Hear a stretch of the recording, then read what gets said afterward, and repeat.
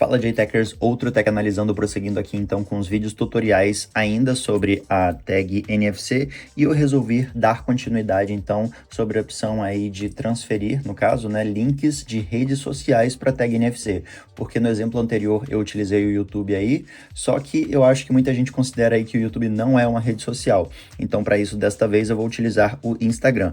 Novamente então entro aqui no aplicativo NFC Tools. Eu, no caso, prefiro particularmente deixar que a tag NFC seja usada exclusivamente para rede social e para nenhuma outra função, então eu prefiro apagar caso tenha algum resquício de alguma outra informação. Então aqui na parte de cima toco em Outros, Apagar Tag, só para garantir. E agora venho em Escrever, e a partir daí sim que começa o tutorial. Toco em Adicionar para salvar e venho aqui em Redes Sociais. Eu, no caso, vou escolher, como eu falei anteriormente, o Instagram. E aqui pede nome de usuário. Para isso eu vou lá no Instagram rapidamente. Já deixei aqui aberto, como vocês podem perceber, então, o Instagram Tech Analisando. Venho aqui em Compartilhar e depois Copiar Link.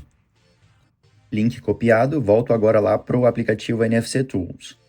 E aqui então toco aqui para colar, ou então toco seguro e colar. Reparem que ele vai colar o link por completo, mas você não precisa colocar o www.instagram.com / e aí sim você colocaria o que vem depois da barra. Ou seja, vou selecionar aqui a parte do texto, que tem o instagram.com, e deletar qualquer coisa aí antes da barra, incluindo a barra.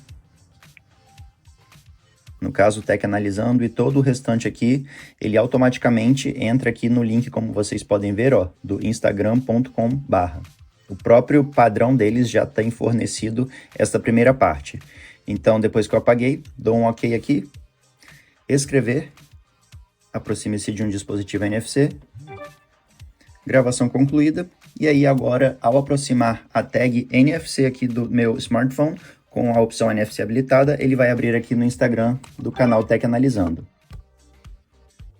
E aí, como vocês puderam observar, abriu aí rapidamente, quase que instantaneamente, direto aí no Tech Analisando.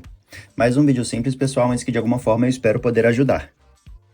Bom, gente, e se de alguma forma este vídeo realmente tiver ajudado ou se você curtiu, deixe o joinha, inscreva-se no canal, lembrando de ativar a notificação e compartilhe. Valeu!